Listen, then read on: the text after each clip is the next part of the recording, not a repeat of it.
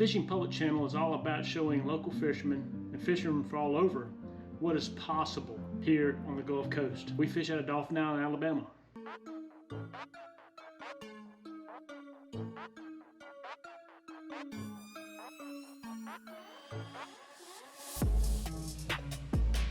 What's up guys, welcome back to the Fishing Public. In today's video I'm going to take you through some of our jig collection, show you how to tie our assist hooks, and I'll also give you a tour of our rod room and show you some of our slow pitch gear along with all the other rods and reels we have. But make sure to subscribe, follow us on Instagram, share this with your friends, and until next time, we'll see you on the water. Alright guys, I'm going to take you through how we tie our assist hooks. So the first thing you're going to want to do is go get you some assist line. Our favorite is this from Xtina. It's 270 pounds. A bunch of different companies make it. We also have this blue, this thicker red. The diameter is much bigger, so it's harder to tie. I'm about to show you the knot that we tie, and in order to do it, really getting this orange line from Xtina makes it the easiest. And then the hooks we're using are Gamakatsu 5/0 octopus hooks. So first thing you got to do, get your line and grab one of your 5/0 octopus hooks. So you're going to want to run your tag in through the eye of your hook, just like this. And then pick you up one of these needles. It's just a needle with a wire hole at the end. And you're going to put your tag in through that and pull it through the knot towards the end. So, alright, so once you have your hook set up like this, first thing you want to do, grab your tag end and start wrapping around the shank of the hook. You want to wrap your loops up back towards the eye. So that's 2, 3, 4, 5. You want to make sure to do about 4 or 5 turns. And then grab your tag end, put it through the eye and the needle. Just like this. Make sure you pull it through. Now what you want to do is pull that tag in back through all those loops you just made. They'll get kind of tight, so you just got to kind of work it until you can get them. You might have to put some more slack in the loops you just made. Just keep working it, and then you'll get it to pop through. So once you have it here, you want to push and pull those loops you just made back up to the eye. But make sure to do it carefully because you don't want those loops tangling over each other. And then once you get it to here, grab something to put around the hook, and then make sure to put some real pressure on it, just like that. Now once you get to here, if your tag end's that long, I would cut some of it off. So we're going to get this knife, cut off just a little bit of that tag, just like that. Now make sure to wet your line from the loops up into the main line.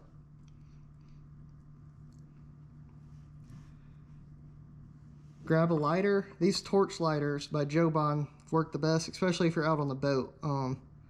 I use these for FG knots to melt down mono as well, and if you just use a regular lighter, the wind will affect it. So these torch lights really make a difference. Now you just want to burn that tag end down, just like that. Mush it down, and that's one finished. So you want to grab your next hook, put it onto the line the same way.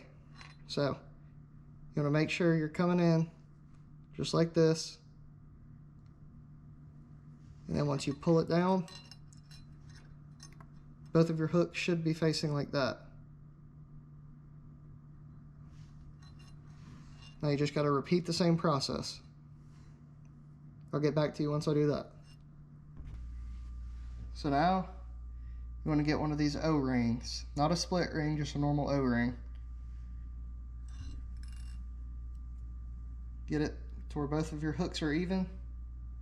Grab that middle section.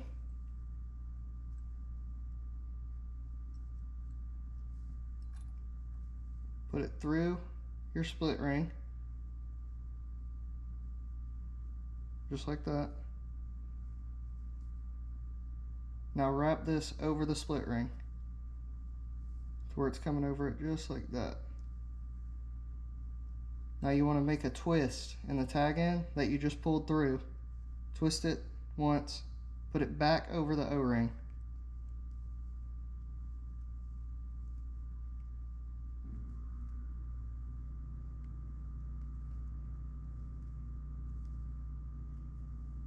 So now you should have two separate loops at the bottom of your O-ring. Grab your screwdriver or whatever tool you have with you.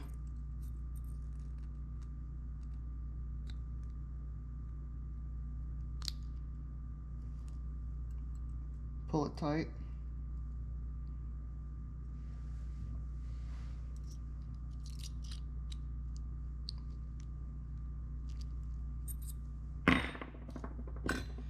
And you should end up with something just like that.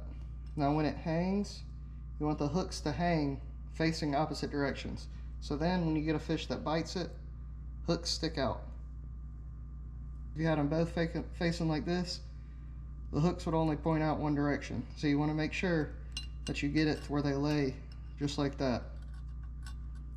And to do that, you just have to get in this knot, twist one of the hooks around, and just work it until you get it to where they both face opposite directions. You should end up with a product just like that. And I'll do it one more time, and then I'll show you how to rig a jig once you get your two assist hooks made. Alright, so now I got both my assist hooks made. Get you the jig that you want to rig up. Two split rings.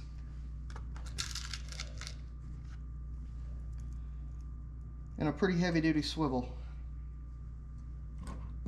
And you can buy these at Field & Stream, Bass Pro, order them off Amazon, just little split ring pliers. These are made by Texas Tackle. So, get your first split ring, use your split ring pliers to split it open.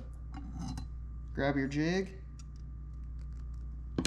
work it on, just like this.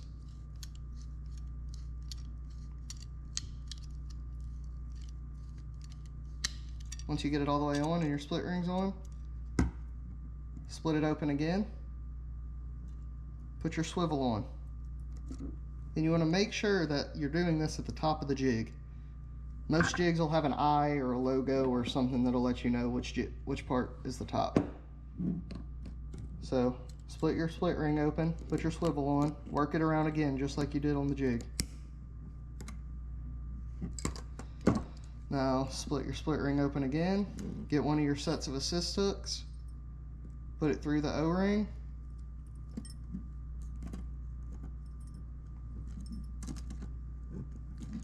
and work it on again.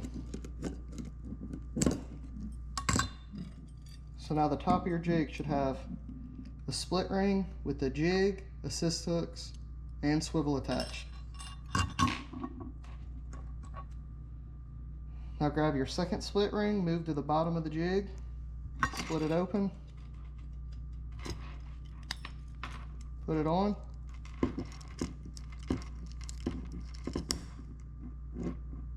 just like that. Now split your split ring open again, get your other set of assist hooks,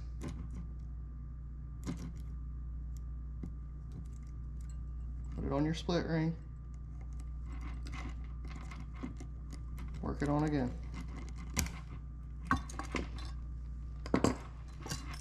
So now the finished product should be split ring, set of assist hooks, split ring, jig, set of assist hooks, swivel.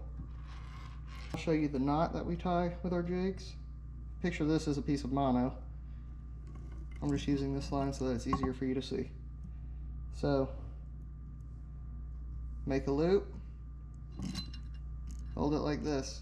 You want to make sure that it's facing this direction.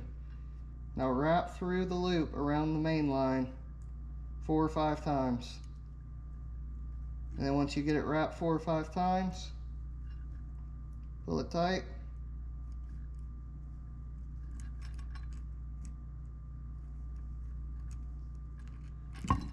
and then your jig is ready to fish.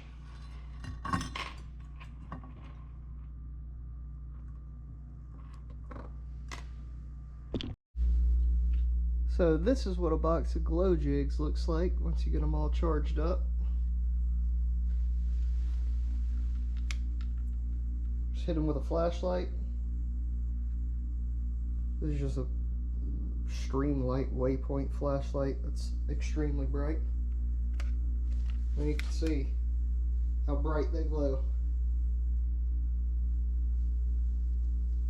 Alright, so first jigs we're going to go through is our snapper and beeliner jigs. All these jigs are anywhere from 180 grams to 240 grams.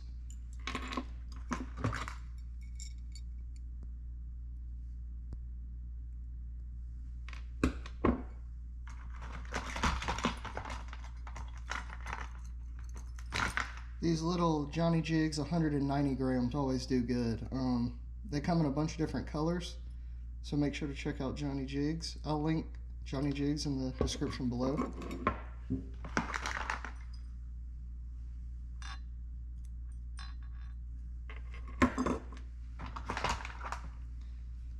The snapper and especially beeliner seem to like the pink and red colors better. For some reason they just always tend to bite the pink and reds. So like this one is a great jig for beeliners.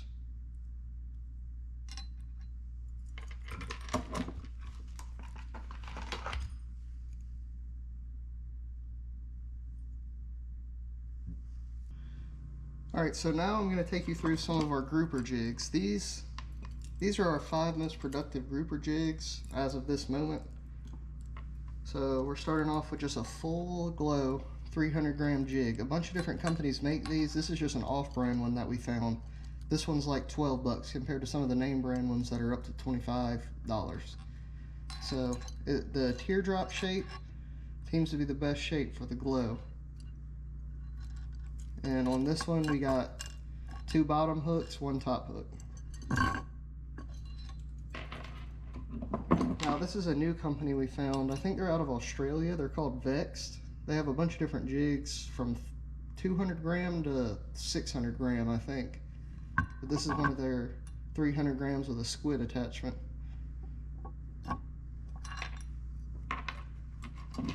And now this one, we call it the Green Sardine. It's a 280 gram Kinsaki by Williamson. 4 assist hooks.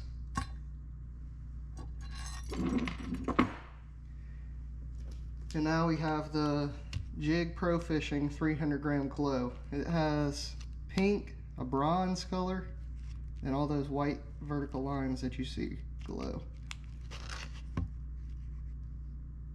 Now we have the Johnny Jigs 300 gram. We call this the clown jig. We use this for sea bass. This is the most productive jig we found for sea bass. No matter what, when you drop this thing down on some sea bass, you're getting bit first.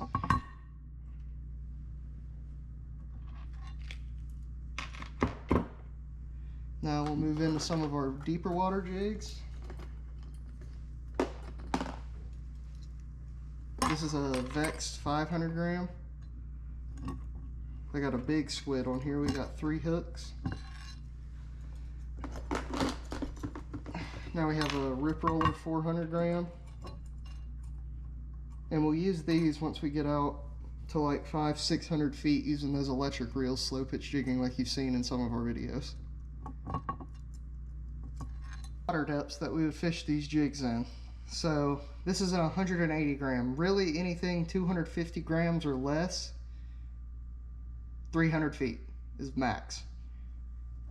So now we're moving to our 280 gram Kinsaki. So anywhere from 280 to 300, we're mainly going to be fishing in 300 to 400 feet. Now we're moving up to our 300 gram, same thing as the Kinsaki, 300 to 450 feet I would say is about the max you want to do for 300.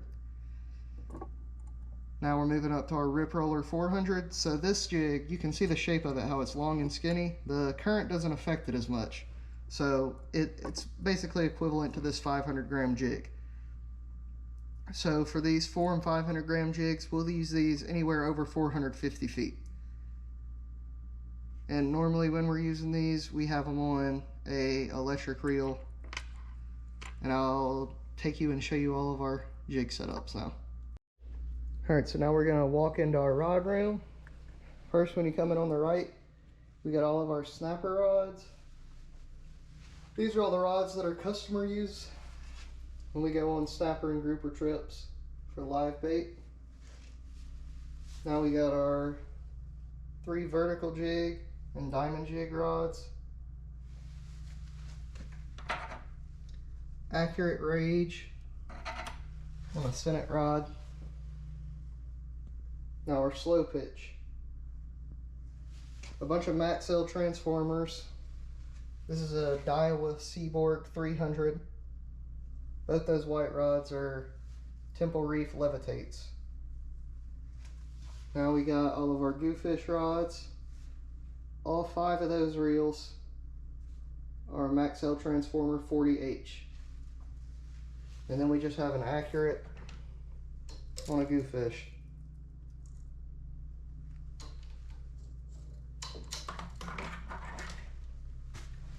Now we'll keep moving. We have some more snapper rods that customers use. We got all of our spinning reels. We just got these 2 new Goofish spinning rods. So we've been using those for slow pitch.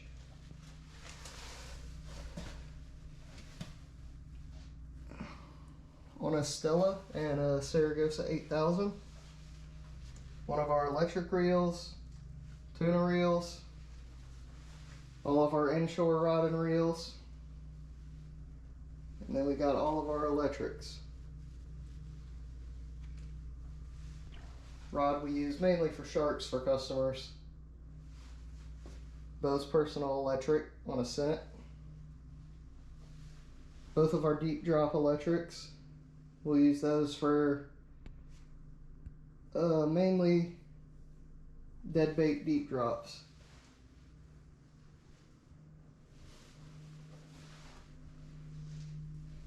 Now we got our big swordfish rod.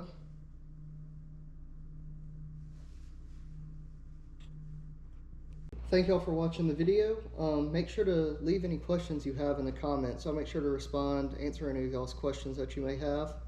One big tip that I left out, now that y'all know how to tie the hooks and rig up the jigs, make sure you do it before you get on the boat. A bunch of people get on the boat and waste a bunch of time putting their split rings together, putting their hooks on the jigs, putting their swivels on the jigs, whatever the case may be. Make sure you do it at the dock and get on the boat with all your jigs already rigged. We bring 20 tackle boxes and bags full of jigs that are already rigged so that when we get out there, depending on the conditions, we can tie a jig on and don't have to do any of the rigging on the boat. So make sure to do that. Make sure to hit the subscribe button. Check out our Instagram. It's thefishingpublic_. And until next time, we'll see you on the water.